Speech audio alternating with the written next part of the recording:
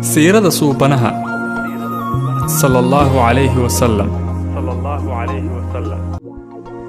نصبك رسولك صلى الله عليه وسلم سيد لو ذوكسونيا هيوحو قال نبي الله إسماعيل أو دلي نبي إبراهيم أبترسي رسولك وحو ونقنيا سيدة محمد بن عبد الله بن عبد المطلب بن هاشم بن عبد مناف بن قصي بن كلاب بن مرة بن كعب بن لؤي بن غالب بن فهر بن مالك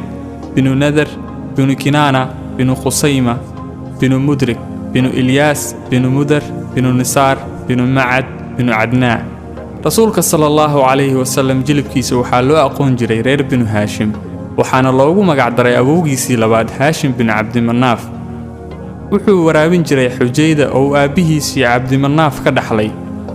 sidoo kale wuxuu ahaa ninkii ugu horeeyay ee jideeyay labadii safar ee suuratul Quraysh sheegtay oo ay Quraysh u kala safri jirtay Shaam iyo Yaman Haashim wuxuu dhalay 4 wiil oo kala ahaa Asad Abu Sayf Nadla iyo Abdi Muttalib iyo 5 gabdhood oo kala ahaa Sharaf Qaalida Daciifa Ruqiya iyo Junna waxaa sagaalkooda ugu yaraa Abdi Muttalib oo ahaa nabiga sallallahu alayhi wasallam awowgiis